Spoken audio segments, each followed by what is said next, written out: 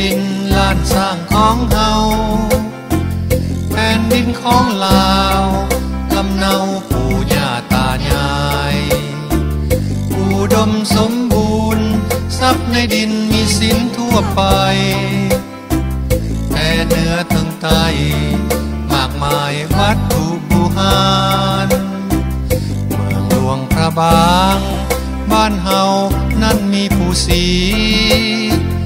มิ่งขวัญธานีมีหน้าที่คือสายน้ำขานมีวังราษา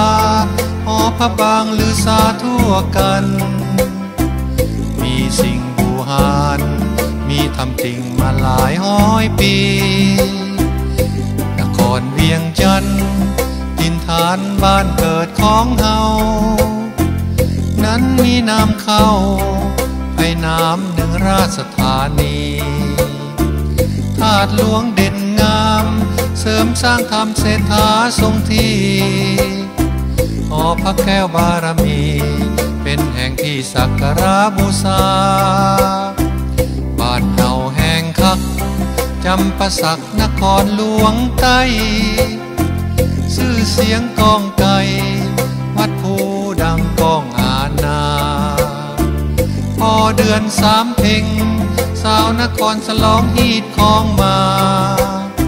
ประวัติศาสตร์สืบมาเป็นมูลค่าอนุสรณ์ลูกหลานจะอยู่แห่งใดใกล้ไกลใต้เหนือก็ลาวหลายชั้นชนเผ่าแผ่นดินล้านสร้างเดียวกันอาคมแห่งใจใต้เหนือจงสร้างสัมพันธ์สร้างเมืองแปลงบ้านเป็นมิ่งขวัญแก่ลูกหลาน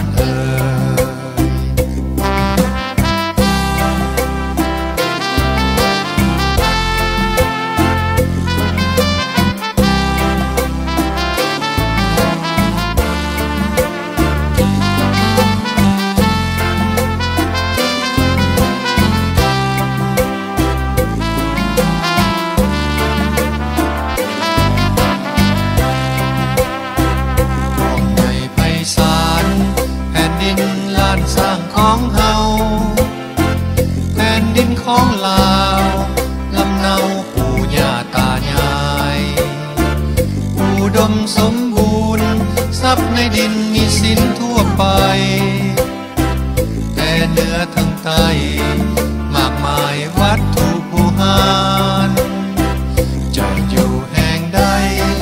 ใกล้ไกลใต้เหนือก็ลาวหลายชั้น